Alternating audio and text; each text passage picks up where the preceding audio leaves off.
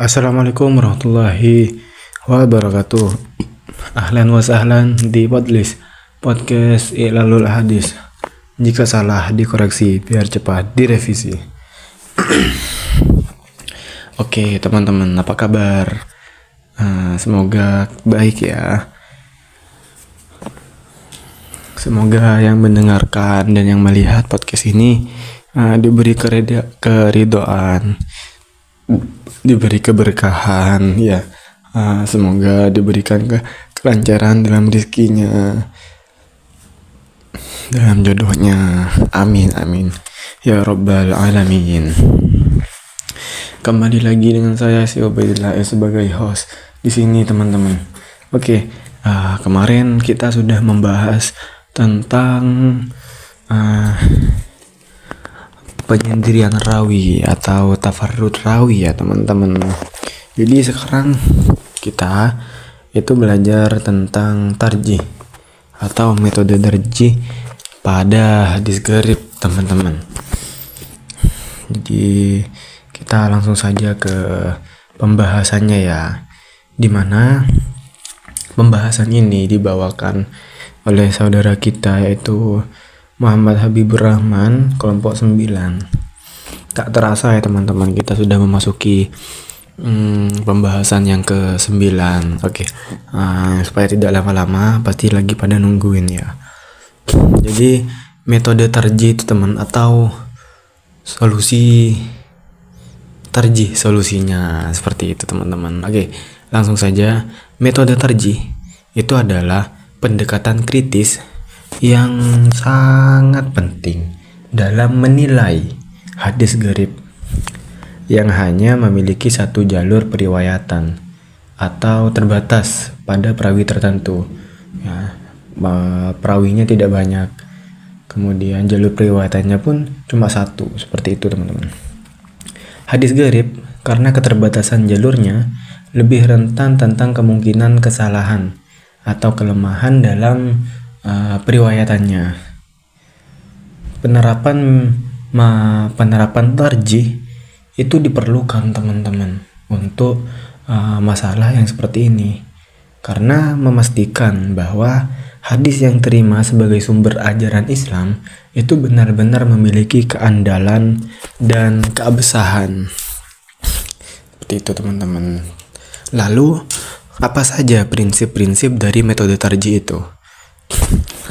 Yang pertama itu adalah penilaian terhadap sanad dan matan. Seperti itu teman-teman.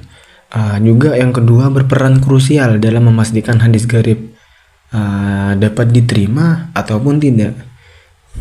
Kemudian lanjut teman-teman. Yang pertama, dalam analisis sanad itu ulama akan memeriksa keutuhan jalur periwayatan, memastikan bahwa setiap perawi atau orang yang meriwayatkan itu dalam sanad memiliki kredibilitas yang baik dan berkesinambungan, periwayatannya jelas. Begitu teman-teman. Sedangkan dalam analisis matan itu beberapa ulama, kita kan pastinya mengikuti jalan para ulama ya. Maka ulama itu biasanya menilai apakah isi hadis tersebut selaras dengan prinsip-prinsip ajaran Islam yang terkandung dalam Al-Quran, hadis sahih dan lainnya. Daripada itu, bebas dari kejanggalan atau kesalahan yang tidak sesuai dengan ajaran agama. Seperti itu teman-teman. Kemudian lanjut, metode tarjih atau pendekatan metode tarjih itu dalam analisis sanad ataupun matan berfungsi untuk memastikan bahwa hadis yang memenuhi kriteria tertentu itu dapat dijadikan sumber hukum ya, sumber hukum Islam pastinya, bukan hukum tata negara, dan pedoman dalam kehidupan umat Islam. Melalui proses perbandingan dengan hadis yang lebih kuat dan terpercaya. Seperti itu teman-teman. Jadi dilakukan proses perbandingan dengan hadis-hadis yang lebih kuat dari hadis yang menggunakan metode tarjih ini, seperti itu. Kemudian supaya menghindari hadis yang bertentangan dengan ajaran dasar Islam, itu metode tarjih membantu menjaga kemurnian ajaran agama dan menghindari kesalahan dalam praktik keagamaan. Seperti itu teman-teman. Maka akhirnya metode tarjih memiliki peran yang sangat penting dalam menentukan keandalan hadis gharib sebagai sumber ajaran Islam. Pastinya yang namanya proses tidaklah gampang kan ya teman-teman. Proses ini itu menjadi langkah yang sangat diperlukan meskipun sulit untuk memfilter hadis-hadis yang sahih dari yang lemah. Jadi begitu teman-teman. Metode tarjih itu sangat penting dalam ilmu hadis, sehingga umat Islam itu dapat lebih yakin dan percaya, kemudian terarah dalam menjalani kehidupan beragama berdasarkan hadis yang sahih dan dapat dipertanggungjawabkan teman-teman. Jadi metode tarjih itu adalah suatu langkah atau proses yang memang perlu dilakukan untuk menentukan hadis gharib teman-teman.